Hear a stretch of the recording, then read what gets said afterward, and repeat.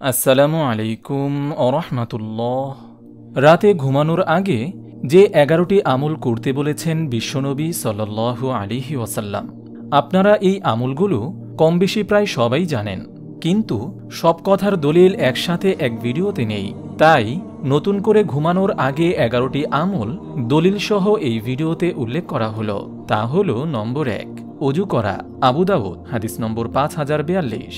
নম্বর 2, আয়াতুল কুরসি পড়া, সহিহ বুখারী হাদিস নম্বর 2311। নম্বর 3, সূরা বাকারার শেষ 2 আয়াত পড়া। কোনো ব্যক্তি ঘুমানোর আগে এই 2 আয়াত পড়লে তা তার জন্য যথেষ্ট হবে। রাসূল সাল্লাল্লাহু আলাইহি ওয়াসাল্লাম ইরশাদ করেছেন, যদি কোনো ব্যক্তি সূরা বাকারার শেষ 2 আয়াত পাঠ করে তবে এটি তার জন্য যথেষ্ট হবে। সহিহ বুখারী হাদিস নম্বর 5040। নম্বর 4, সূরা মুলক পড়া।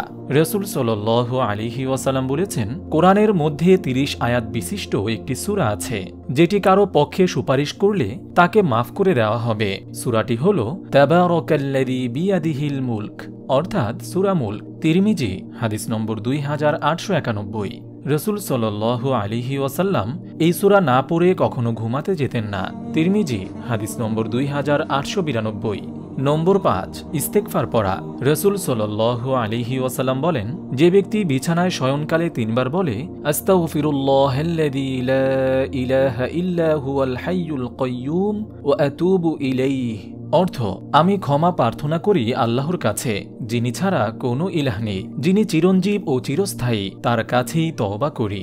আল্লাহ তাআলা তার অপরাধ ক্ষমা করেন, যদিও তার অপরাধ হয় সমুদ্রের ফেনার ন্যায়, অথবা বালুর স্তূপের ন্যায়, অথবা গাছের পাতার সংখ্যা, অথবা দুনিয়ার দিনসমূহের সংখ্যার ন্যায় অধিক। তিরমিজি হাদিস নম্বর 3725। নম্বর 6, 3 কুল, অর্থাৎ সূরা নাস, ফালাক ও ইখলাস পড়া। আয়েশা রাদিয়াল্লাহু তাআলা আনহা বলেন, রাসূল সাল্লাল্লাহু আলাইহি ওয়াসাল্লাম প্রতি রাতে যখন বিছানায় যেতেন তখন 2 হাত একত্র করে তাতে সূরা ইখলাস, ফালাক ও নাস পড়ে ফু দিতেন। অতঃপর মাথা ও চেহারা থেকে শুরু করে যতদূর সম্ভব দেহে 3 বার 2 হাত বুলাতেন। সহিহ বুখারী হাদিস নম্বর 5017। নম্বর 7, সূরা কাফিরুন পড়া। নওফাল আল আশজাই রাদিয়াল্লাহু তাআলা আনহু বলেন, রাসূল সাল্লাল্লাহু আলাইহি ওয়াসাল্লাম আমাকে বলেছেন, তুমি সূরা কাফিরুন পড়ে ঘুমাবে, এতে শিরক থেকে মুক্ত থাকবে। আবু দাউদ হাদিস নম্বর 5055। নম্বর 8, 3 তাসবিহ, অর্থাৎ 33 বার সুবহানাল্লাহ, 33 বার আলহামদুলিল্লাহ, 34 বার আল্লাহু আকবার পাঠ করা। কারো একজন দাস থাকলে দিনে রাতে যে সেবা যত্ন ও সাহায্য করত তার থেকেও বেশি উপকার পাওয়া যাবে এই আমল করলে।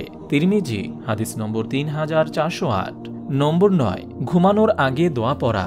রাসূল সাল্লাল্লাহু আলাইহি ওয়াসাল্লাম বলেন, যে ব্যক্তি শোয়ার পর আল্লাহর নাম নেয় না তার জন্য আল্লাহর পক্ষ থেকে লাঞ্ছনা নেমে আসে। আবু দাউদ হাদিস নম্বর 4856। ঘুমানোর দোয়া। রাসূল সাল্লাল্লাহু আলাইহি ওয়াসাল্লাম যখন ঘুমানোর ইচ্ছা করতেন তখন তার ডান হাত তার গালের নিচে রাখতেন, তারপর এই দোয়াটি বলতেন, আল্লাহুম্মা বিসমিকা আমুতু ওয়া আহইয়া, অর্থ হে আল্লাহ, আপনার নাম নিয়ে আমি মরছি অর্থাৎ ঘুমাচ্ছি, এবং আপনার নাম নিয়ে জীবিত অর্থাৎ জাগ্রত হব। সহিহ বুখারী হাদিস নম্বর 6324। ঘুম থেকে ওঠার দোয়া। আলহামদুলিল্লাহিল্লাযী আহইয়ানা বা'দামা আমাতানা ওয়া ইলাইহিন নুশুর, অর্থ সমস্ত প্রশংসা আল্লাহর জন্য, যিনি মৃত্যুর পর আমাকে পুনরায় জীবিত করেছেন, আর আমরা সবাই তার কাছে ফিরে যাব। সহিহ বুখারী হাদিস নম্বর 6314।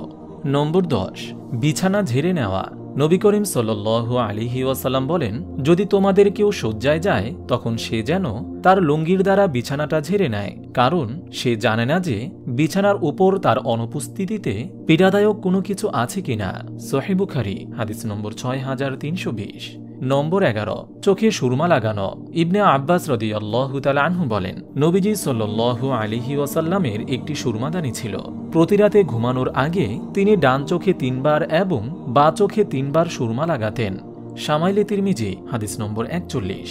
এছাড়াও রাতে নিরাপদে ঘুমানোর জন্য রাসূল সাল্লাল্লাহু আলাইহি ওয়াসাল্লাম কিছু নির্দেশনা দিয়েছেন, যেগুলোর আমল করলে একদিকে বিপদ আপদ থেকে মুক্তি পাওয়া যাবে, অন্যদিকে প্রিয় নবীর সুন্নত আদায়ের সওয়াব পাওয়া যাবে।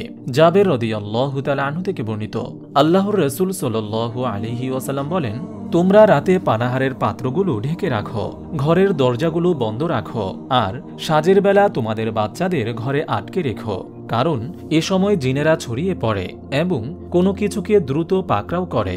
নিদ্রাকালে বাতিগুলো নিভিয়ে দেবে, কেননা অনেক সময় ছোট ক্ষতিকারক ইঁদুর প্রজ্বালিত সলতেযুক্ত বাতি টেনে নিয়ে যায় এবং গৃহবাসীকে জ্বালিয়ে পুড়িয়ে দেয়। সহিহ বুখারী হাদিস নম্বর 3316। আল্লাহ তাআলা মুসলিম উম্মাহকে রাতের আমল নিয়মিত করার মাধ্যমে দুনিয়া ও পরকালের যাবতীয় কল্যাণ পাওয়ার তৌফিক দান করুন, যাবতীয় অনিষ্টতা থেকে মুক্ত থাকার তৌফিক দান করুন, আমিন। আপনি যদি এরকম ভিডিও আরও পেতে চান তাহলে এই চ্যানেলটি সাবস্ক্রাইব করে পাশে রাখা বেল আইকনটি অন করে দিন।